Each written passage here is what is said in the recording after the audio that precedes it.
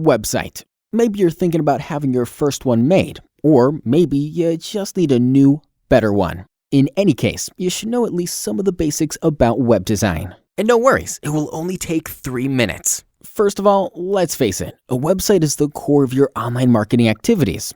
If you look at all the marketing channels and techniques, what they actually do is bring visitors to your website. And the main purpose of a website is turning these visitors into customers. In marketing terms, this is called conversion.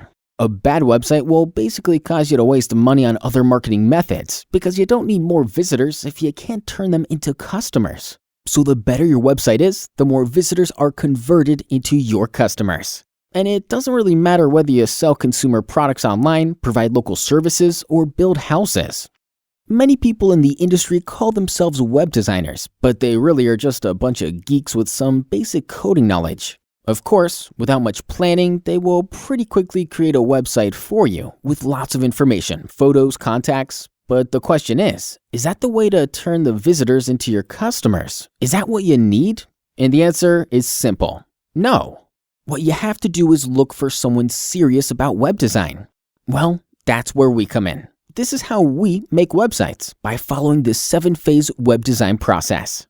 Phase 1. Analysis. The first step is always about information gathering, identifying things like the website purpose, goals, and target audience.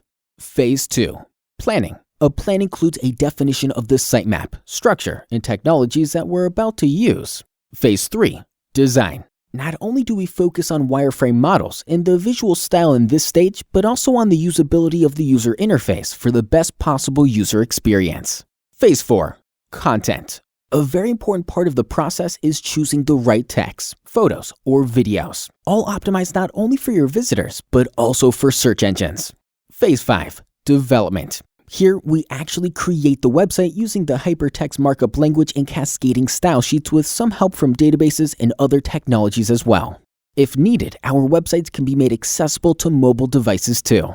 Phase 6. Testing. We test all the technical features like code and scripts, compatibility with major browsers, but we also ask ourselves if the website really fulfills its purpose. Phase 7. Deployment. After we launch the site, our job is definitely not done yet. We always monitor what's happening after the start, enabling us to fix any possible deficiencies. And if you want, we can also manage the future maintenance and updates for you.